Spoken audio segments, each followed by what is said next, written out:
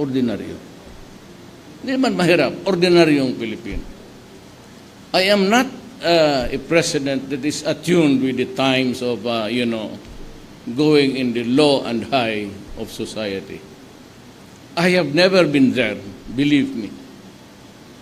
And so, wala sa akin yan, kung mawalaan ka, gusto mo, nakawin mo na yung plano ng pala, hindi kita pakialaman.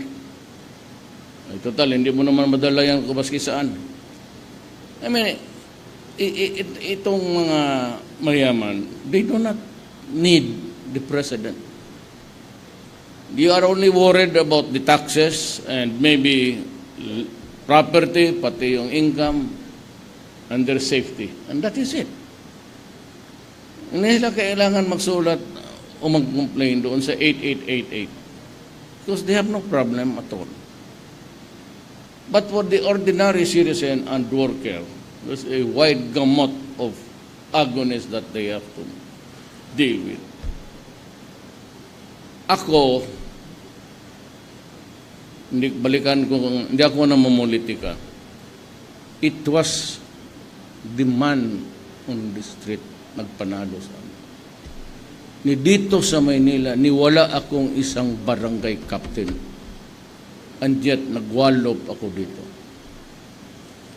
And there was only one person who said at that time, you will win by a landslide in Manila. I did not believe him. But he's now with government, he's old, he used to be working in Malacanang. I do not have the permission to mention his name. Hindi ako umabot ng second, third, fourth. So I was able to convince myself that in balance, Mindanao started to compute. Sunny Dominguez was showing a whiteboard. Huwag kayong magtaka why he spent a fortune for me. Mukhang nasangla niya yung Marco Polo niya because we are neighbors at saka kababata talaga kami. All the other guys, walang mga taga Dasmariñas. Ito, Dulay and Belio were occupying a room in front of our room, ako pati si Yasay. Sa law school, Yasay was in Padre Faura, I was in San Beda, Dulay and Belio sa Ateneo. Puro kami anak ng mga mahirap. Mahirap in the sense that we could not afford an apartment o yung, hindi pa naman masyado uso yung kondo noon. But they lived in a dormitory that was all noise and all silent most of the time. And hindi ako nagdadrama. Sinasabi ko lang, wala akong kilala. I have yet to meet the biggest of the financial world. And I do not interested. I'm not interested. I do not want to meet them. Kasi I have to talk in rhetorics and but I do not want to change my language. You know, the problem with me is, ganito talaga. Hindi ko binatawan, I never shed off my character as mayor. Yun ang problema dyan, kasi nung presidente ako, ayaw ko na rin magbago.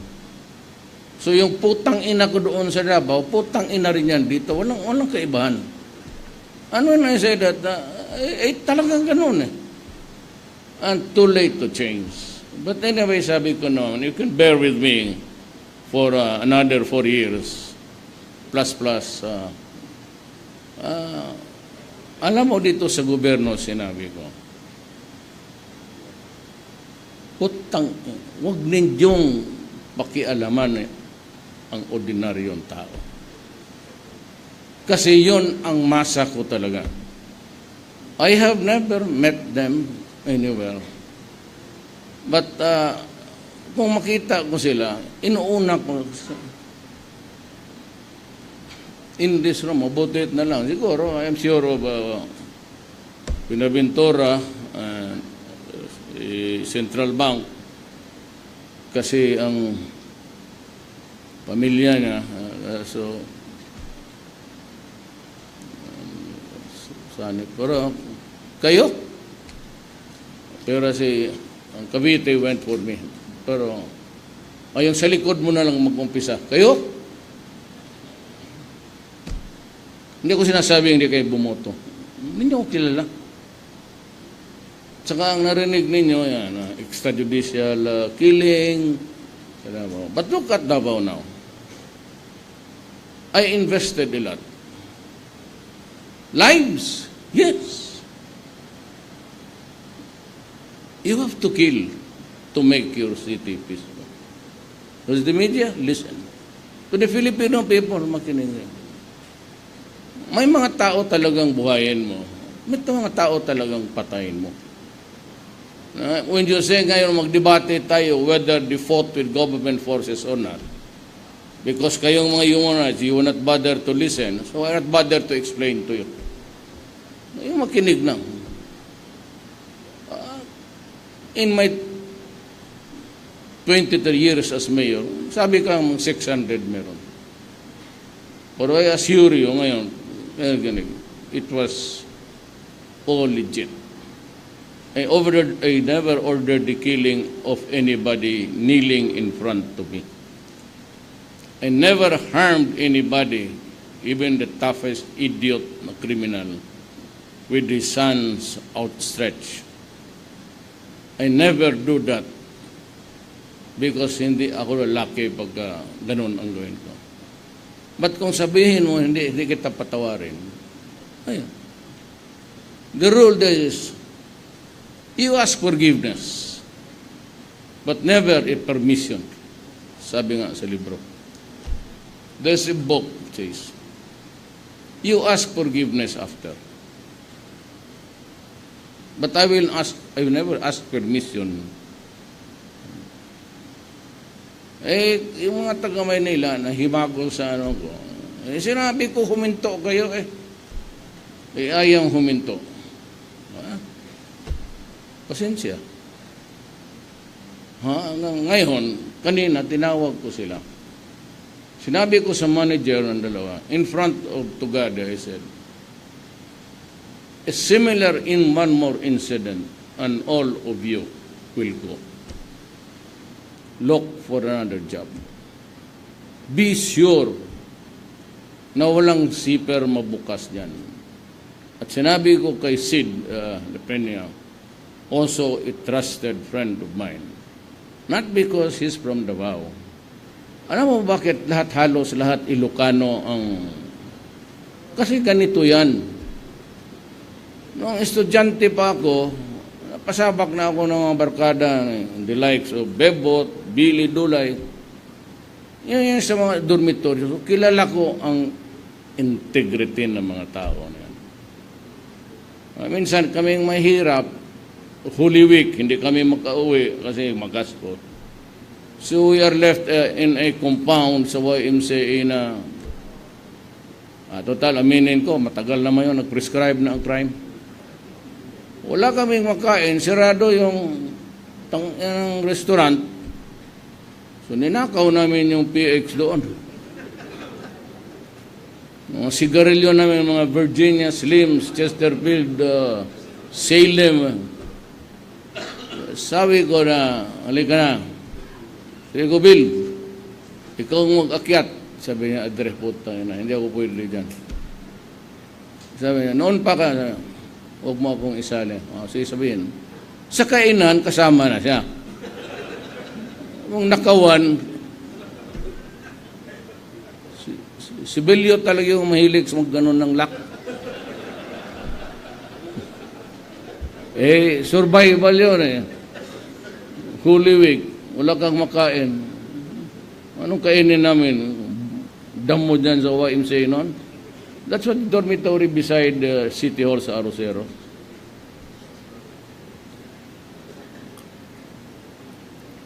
Yan sabi ko sa kanina sa kanila. Corruption must stop. Marami na akong pinaalis. And more to go ako. Maybe after 2 weeks, I'm just reviewing the papers. I'll fire about 1 or 2 generals. and about 49 police officers. They have to. Sinabi ko sa inyo, wag. And may ginawa akong so I was dawdling. Nagdododo lang ako, sulat-sulat ka ng Sana yun, Bong? Can somebody get the... Pero yung picture naman na ginuha ng tong staff ko, para akong rapat na tumanda na ng gusto. And I said to the police the other day, kasi nag-donate ang JICA, Japan, 26 Monteros. Biro mo ang pulis sa Davao, naka-SUV. Ang mayor, ako hanggang ngayon, pick up lang. Sa totoo lang. Kayong taga Davao, alam ninyo yan. Kung sinabi ko sa mga buang, kasi minsan noon, nagpili ako ng bago, tapos mag-drive lasing. Sabi ko, binubugbog ko talaga kayo. Sa harap na. At nagbubugbog talaga ako ng pulis. Totoo yan. Sipa, pati sampal yan. Tama na sila. Sabi ko, pag sinabi kong wag, style mayor yan eh. I mean, presidentials, the presidential boss do not give ultimatum like, putang ina mo, sipain kita. But I do that. Even today.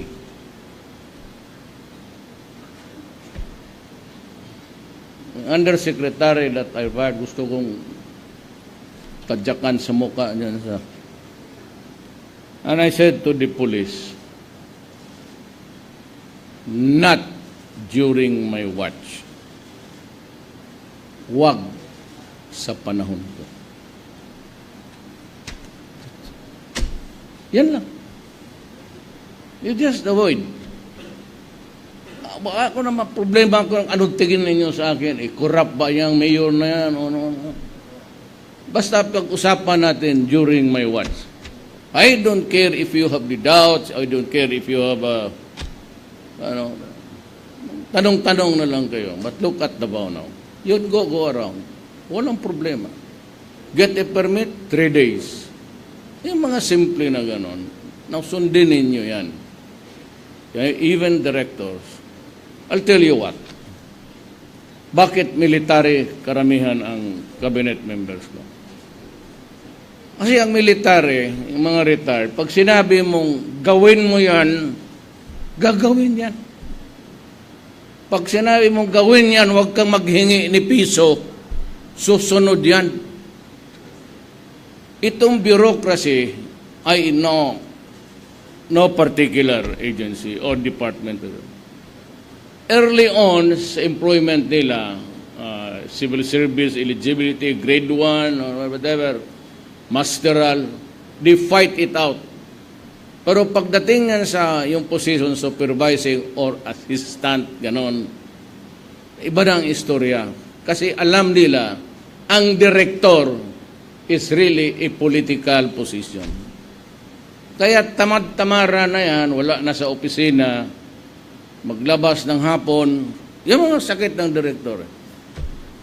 Wala na. Tapos pabalik-balikin yung tao. Either maghingi ng pera, pahirapan, or talagang wala niyan. Now, there's an 888. And I'm telling the Filipino now, you assert your right. Kasi pag nagpaloko ka sa mga yan, tarantado ka rin. Gusto mo sigurong lukuhin ka rin. I said, name him. Ako nang bahala dyan sa libel na yan. Name him. Alamin mo, ito si director, wala sa opisina, 3 araw na ako magbalik. Then I will call for you. Sa Malacanang or my office, what pa? Then usually, I listen. And sabi ko, Adreo, just go. I'm not satisfied with your reason. You go. Huwag ka na lang tayo dyan sa due process. You make it messy for me. Either umalis ka o ihulog kita dyan sa hagdanan. Mamili ka. Huwag na due process, tapos bulad, you use the law for... Pag ginawa mo, aminin mo na, diretso ka na. Hindi ako nagpapadrama. I am no longer qualified for any position in government. Not even a barangay kagawad. So, no more challenges to meet. No more mountains to climb.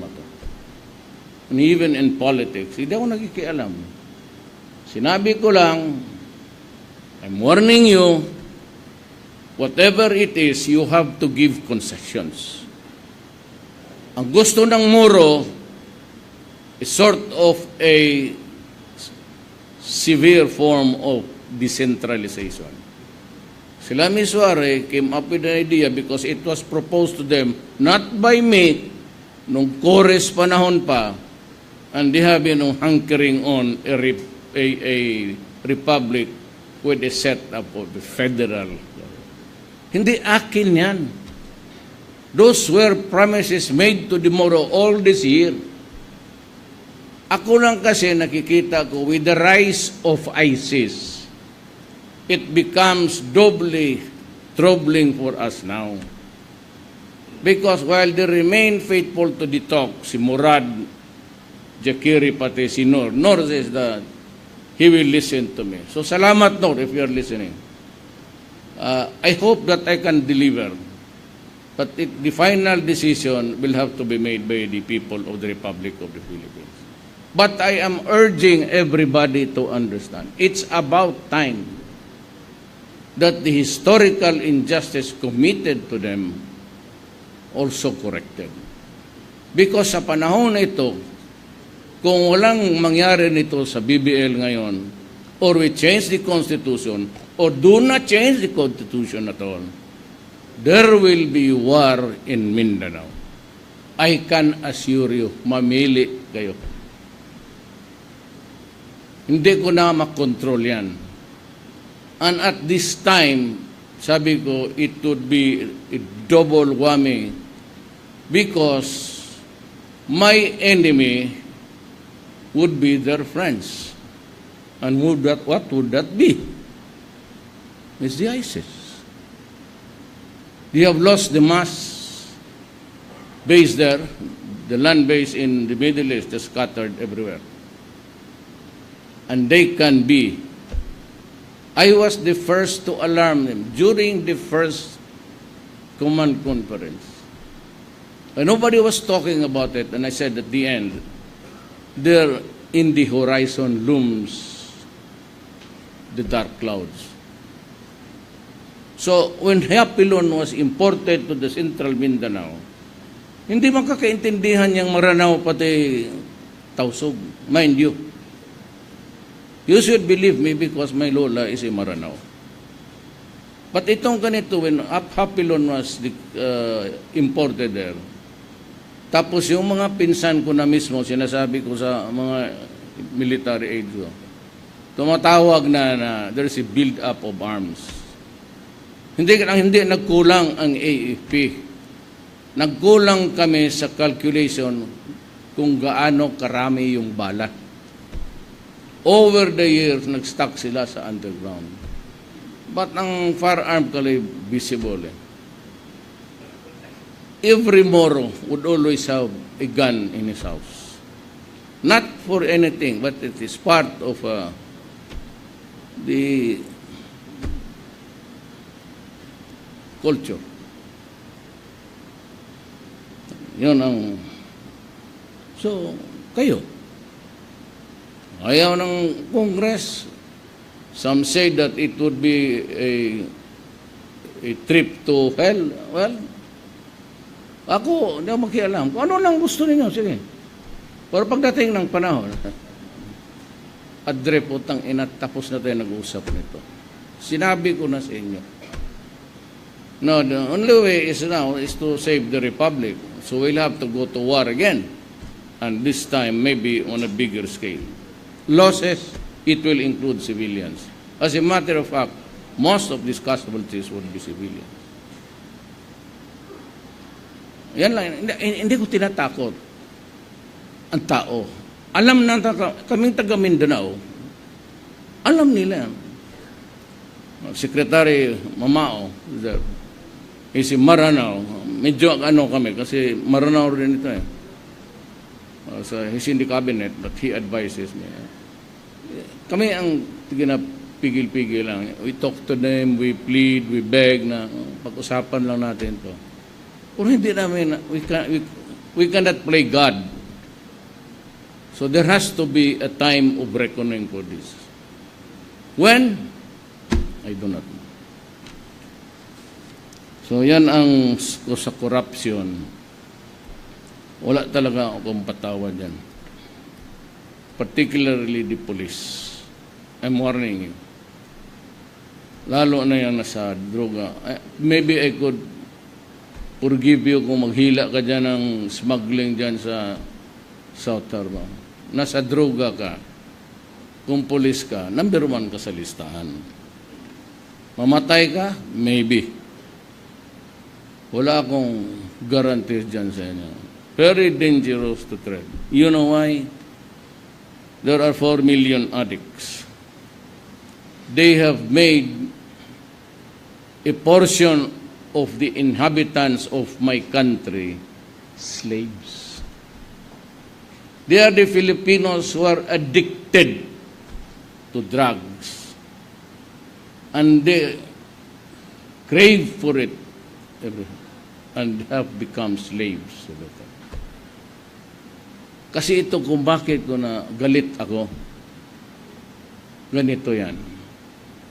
In Kuwait, I don't know if it's proper dito si I don't know if it would be okay for me to. We have lost about 4 Filipino women in the last few months. It's always in Kuwait. So, usap kami ni Alan. It's either, my advice is, we talk to them, state the truth, and just tell them that it's not acceptable anymore. Either we impose a total ban, or we can have the courage. I do not want a quarrel with Kuwait. I respect their leaders, but they have to do something about this. Kasi karamihan ng Pilipina mag-suicide. Kaya ako mainit sa droga. Now, I will connect. Itong mga to, they claim abuse sexually and all. And they endure. I was once there to help a Filipino when I was a congressman. Kasama ko yung mga moro na lawmakers.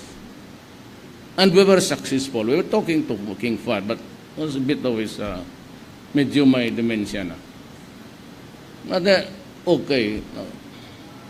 Then yung security advisor niya, at whose behest is this? Sabi ko mine.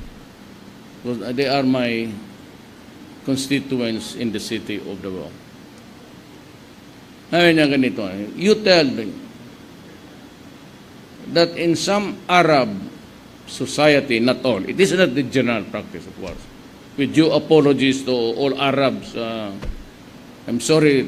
I'm just talking about a factual situation. If you are working there as a paid servant, or you are bought from the slaves of the market of sexual abuse, is a possibility that you have to face it. Palagi ko hindi niya nakatiis yung ganun. Rape would come, the head of the family, yung mga anak, pati pinsan, pati son-in-law. And yet they endure for some time. The human derogation and dignity. Tapos para lang makapadala ng pera dito, makapag-aral ang mga anak nila. And then you come here and, you go around. Kasi alam nila kung sino ang may pera. Because alam nila sa neighborhood na ang nanay pati tatay nasa abroad or both are working. Remember, a family home that is left behind by the wife, the mother, becomes socially dysfunctional. There is a family whose father is out of the country and no father is seen for so many years. That family becomes dysfunctional.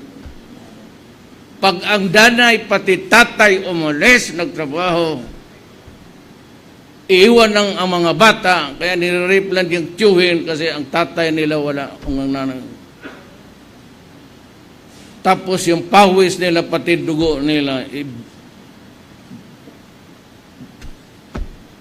pabilihan ba ng shabu, tapos pagdating nila dito, naging gago na. Anong gawin ko sa iyo? Putang ina mo, patayin talaga kita. And remember, sabi nila, ba't Duterte, mahirap ang pinapatay sa tundo? Well, I'm sorry to inform you, idiots and all, shabu is a merchandise for the poor.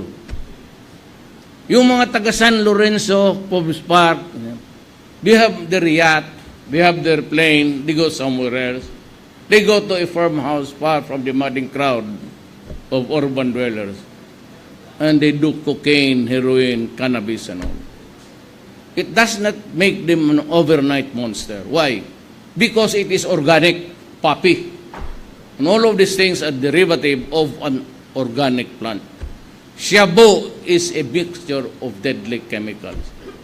That is why it shrinks the brain. At yung shabu, wala ng pag-asa for a rehabilitation. 1 year of shabu, ang anak mo wala na. Paputol-putol na yan, kaya magsalita yung gano'n. Diyan ako galit because you are destroying my country. So when I was a mayor, I said simply, do not destroy my city because I will kill you. Do not destroy the youth of my land because we need them. Hindi kami mayayaman. Yung mga OFW hindi mayaman, ang savings nila, tayo, baske ikaw, Mr. Bonifacio, you think that you can really expect an income na if you survive for the next 10 years, lahat ng sakit na papasok na diabetes, hypertension, kaya mo magpapista buwan-buwan? Ilan naman, kayong taga-gobyerno, how much you expect to earn? Pension, benefit in GSI? So, kung may heart, kaya mo magbili araw-araw? And even the diabetes, naghingi yung sila ng increase 1,000, the senior citizens. Is that enough? Kaya nagpagawa. Kaya itong, hindi ako nagyabang, sabihin ko na lang sa inyo para malaman ninyo. Kaya matagal ko na kasing ginawa yan. Ang iyang PGH na yan, usual complaint is, paski yung mga intern dyan noon sa mga classmate namin, kadormitoryo namin, always walang medisina. Mismo sila ng mga doktor dyan nagko-contribute. So one day nagpunta sila sa akin, sabi ko, how much do you think we need to make a Filipino comfortable? Yan walk-in clients. Man. So sabi ko, I will give you 100 million a month. Lahat ng pumunta dyan, gamutin ninyo, libre ang medisina. 100 million a month. Hindi alam ng tao yan. Noon pa yan. I gave it many, early on when I became president. Yung Biluna, yung mga sundalo, yung mga anak ng sundalo, may mga maintenance na yan. Karamihan ng sundalo, kidney, ang tama. Walang medisina. So mayroon silang, magkano ka na yung buong? Kano doon sa Biluna, pati AEP? They have 50 million. Below na is 50. Doon yung pera ninyo. Baka sabihin nyo, maniwala ka. I said, marami akong but of the matter, but money has never been an issue against me. Lahat ng ano dito. Kaya, ngayon, may 100 million sila. So, lahat ng pasyente, cancer, kasi dyan yung mga terminal na cancer, even just for the palliative para kaya dyan ako galit sa korupsyon. Maraming kailangan natin. Papasok pa itong mga kaya lahat pinalagay ko yan, puro Ilocano yan. Kasi yun namang military, naging mayor ako for 23 years. Lahat ng kakaramihan ng ating sundalo, Ilocano, pati Ilonggo. Yan lang ang palaban talaga na ano. Ang mga Ilocano medyo tahimik. Ilonggo, bawligte, kadamo sa mga Ilocano. Kadok na kagira. Gira So, mayroon silang mga matanda nila. 50 million. Hindi na nila maubos yan. So, lahat ng medisina nila, at saka yung galing Marawi wounded, I gave him 500 million for the interventions after the hospital. Saka yung mga prosthetics nila, titanium. But I take care of my soldiers. Because sila, it's the reason why, huwag kayong dinoble ko ka during the campaign. Kagaya nito, I will set up a bank for you. Para wala na masyadong charges, then you can own the bank someday. This is one of the promises there. Second, itong military pati police. Sabi ko, I will double your salary. Mabutit na lang na tuloy. It was a campaign promise and it was realized. Kung isipin mo nangyari yung Marawi, tapos sabihin ko sa mga kanila, o sige, bigyan ko kayo ng, anong sabihin? Putang inang Duterte na to, kung hindi tayo mamatay dito, hindi tayo, kaya dublado ka agad. O, yung 15, kita mo si Dilu, si police lieutenant from Bagbil, kababayan mo yan, nakikita mo yan, walang kapatid dyan iba doon. O, tingnan mo, gumanda lalo kasi sige na pa-face yan. Dublado na ang sweldo ng mga yan. Dublado talaga si dublado. Malaking tulong yan. You know why? Sabi ko sa kanila, ibigay ko sa inyo yung lahat ng kampo.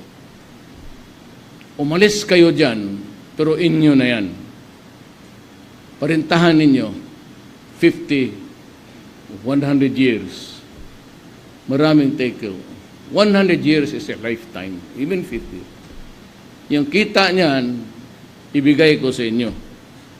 Hindi na, nung panahon ni Ramos, hindi naman, panahon ni Ramos, hindi naman tuloy yung modernization kaagad.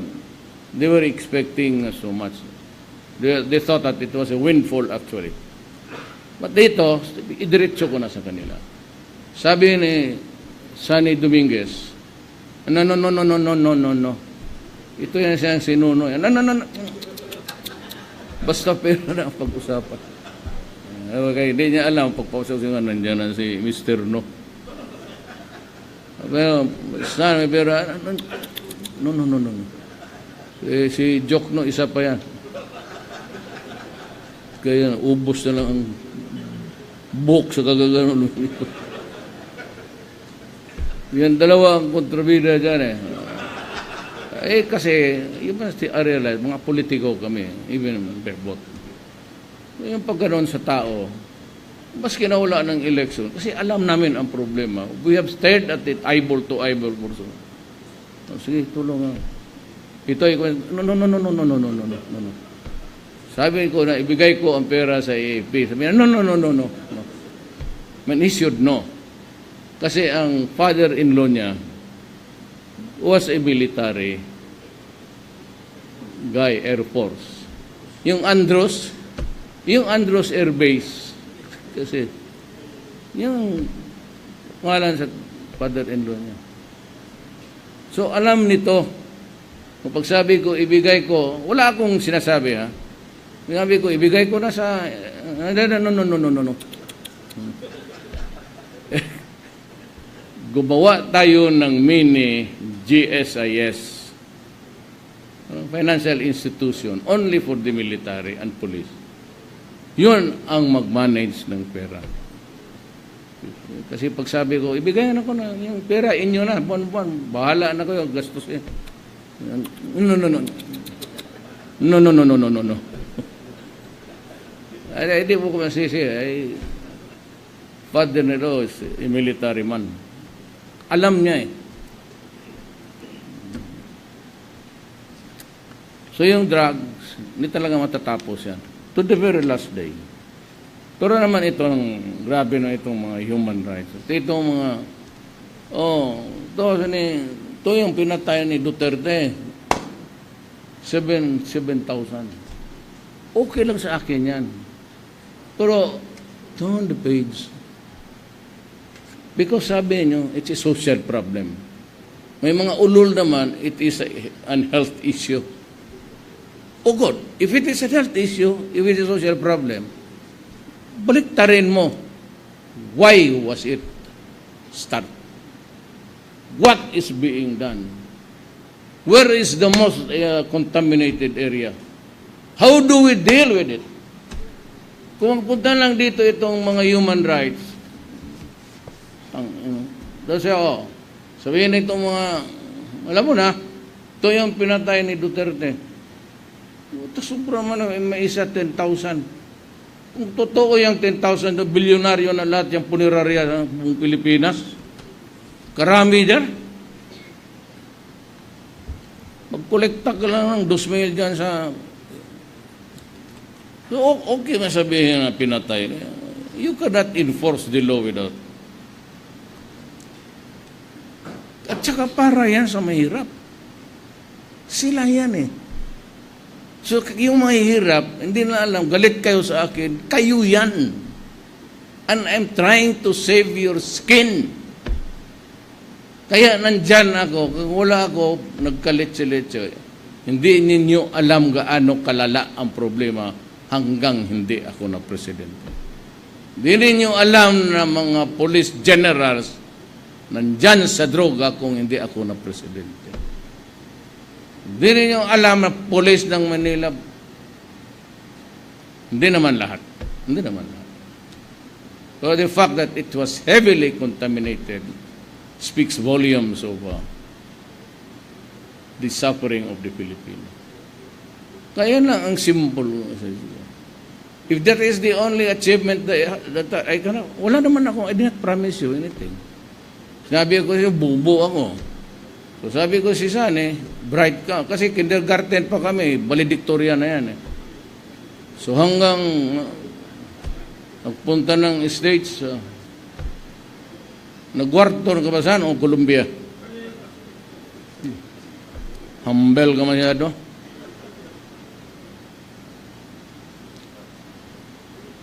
Totoo. So sila ang kinuha ko. Sabi nila, nag-improve ang economy. So, you have to have Sunny Dominguez, si Mon Lopez, is very helpful. Of course, our foreign secretary is here. Mr. President, can you stand up to show them your new haircut?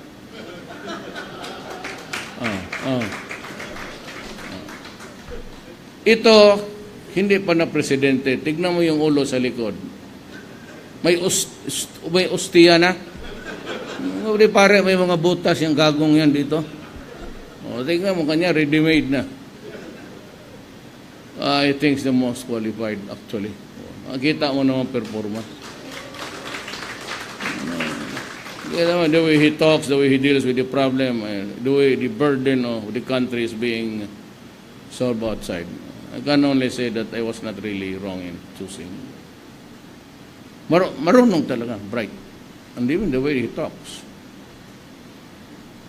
So yan ang ano ko. Napatagal ako pero dapat malaman niyo. Para when you are dealing with me and you're watching TV and you start to wonder, why is this guy so disgusting?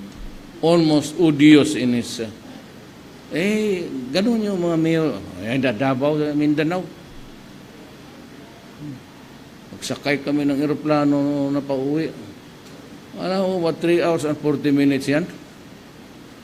Yung poker noon na, sabi ko sa taga, mabuti pa, makras na lang itong putang inan to, ang haba ng, but those were the days.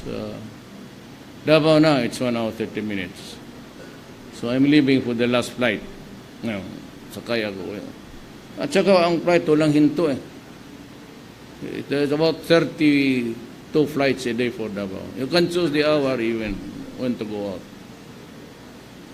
So I'm happy at mga kababayan kong mga OFW. I'm not good at Tagalog kasi lumaki ako ng Davao na halo kami. I am not proficient in the Tagalog, kulang, pati Bisaya, kulang rin. Kaya sometimes I shift to mas madali sa akin, walang nangyabang. I could find the word immediately.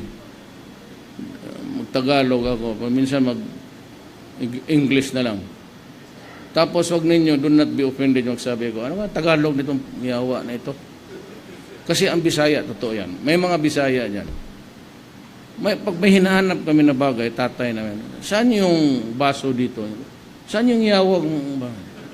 Ganun yan, totoo.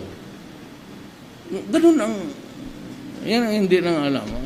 And, the elite here would want me to go down or to go up to their level or go down.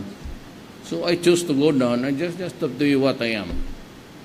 But sa tulong, sabi ko, I am very thankful to you guys. Bebot, ito, walang medyas hanggang ngayon, anak ng ito. Hindi mo lang medyas yan. Hindi pa uso yan noon. Paano, taga Isabela lang. Bukid lang. Dulay, malaki yung pa kasi bagyo, paakyat, pababa. Anyway, I'll not tarry. Salamat po sa efforts to all my... Kaya I just issued an order to Bato last night. Sabi ko, Bato, maglagay ka sa casino prohibiting all workers of government from entering. May PD niyan eh. There's a law. At that time, it was a law. It's still the law. It's never modified or repealed. Sabi pa niya ba ito? Lagyan mo dyan, all government employees. Sabi ni Bato, tarito si yung official, sir. Putang yan, official, lecheng mga yan. Lahat kami workers. That's I'd like to remind everybody. We are all workers of government. And we serve the people. Kaya hindi ako sanay niyang Malacanang. I don't, lalo na palas. Diyan ang mumo diyan baski alas 10 ng madaling araw o alas 10 ng umaga. Naglalakad na sa harap mo. Yung isa, nauyab na siguro ni yung babae diyan na lumalakad na may minsan nakaupo. Pero palagay ko kasi si Mejalde matagal umuwi, sabi ko konektahan ang multo. Nakatikim na ito ng mga gandang multo siguro. Yun lang po ang message ko. Very simple man. Not so good to hear, but at the very least, it comes from the heart. So maraming salamat at mabuhay ho kayong lahat. Thank you very much, President Rodrigo Roa Duterte. May we request you, sir, to please remain on stage. As you will be joined by Executive Secretary Medial Diaz, Secretary Cayetano, Secretary Dominguez, Secretary Bello, OFBank Chairman Buenaventura, and OFP President Eje, for a photo opportunity with our guests. Batch 1, please be ready. And now, may we request the President for a photo opportunity together with the first batch comprising of our overseas Filipino guests and representatives from OWA, DOLE, and POEA.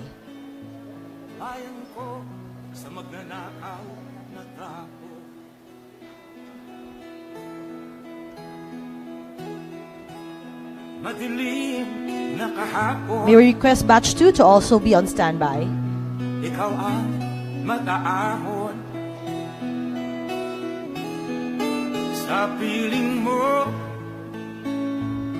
di ko mawawala ang korupsyon.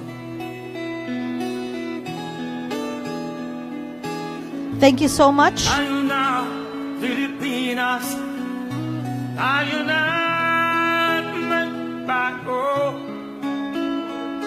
Thank you so much to our friends. Now we would like to call on batch 2, comprising also of our other overseas groups and associations. May we remind everyone to please exit at the left side of the stage. Duterte, para sa tunay na pagbabago. Batch 3, comprising of OFBank partners, please be on standby. Masdan mo ang paligid, alam ang mga krimen, rape, droga at mga nakawan, dapat nga mapigilan. Thank you very much. Thank you so much. Please exit on the left side of the stage. Batch 3, please be on standby, comprising of OFBank partners. Hawak kamay tayo para sa pagkasenso. Ikaw at ako, tayong lahat kay Rodrigo.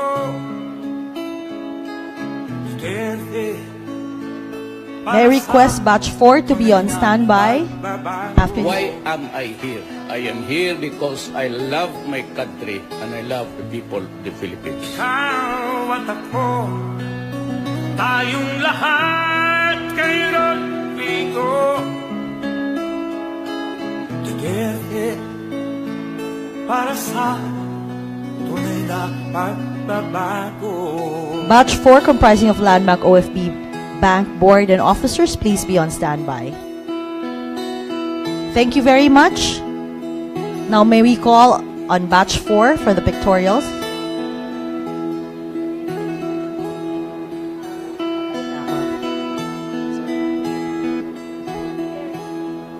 Ikaw ang pangulo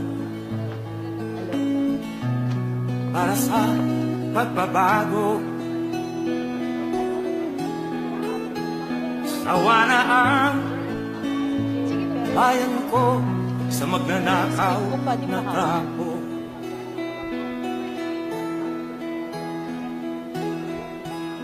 Madilim na kahapon, ikaw ang mag-aahon sa piling mo. Batch 5, please be on standby. Mawawala ang korupsyon.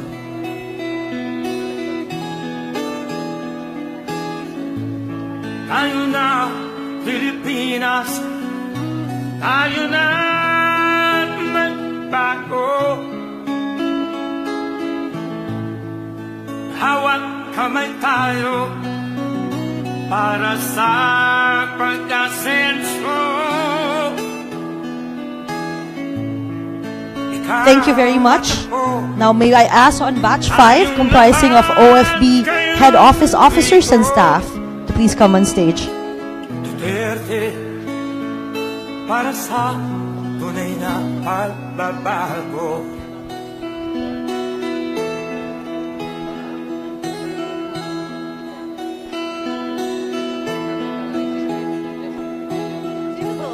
Mas mo ang paligid, alamak mga krimen, rape, droga at mga nakawan, dapat nga mapigilan.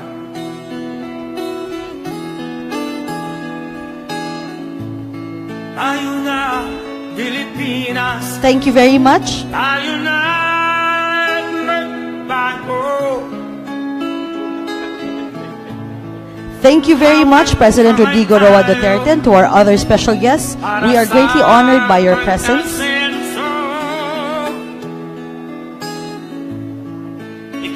Again, ladies and gentlemen, President Rodrigo Roa Duterte, Republic of the Philippines. Ikaw ang pangulo para sa pagbabago. Sawa na ang bayan ko sa magnanakaw na tao.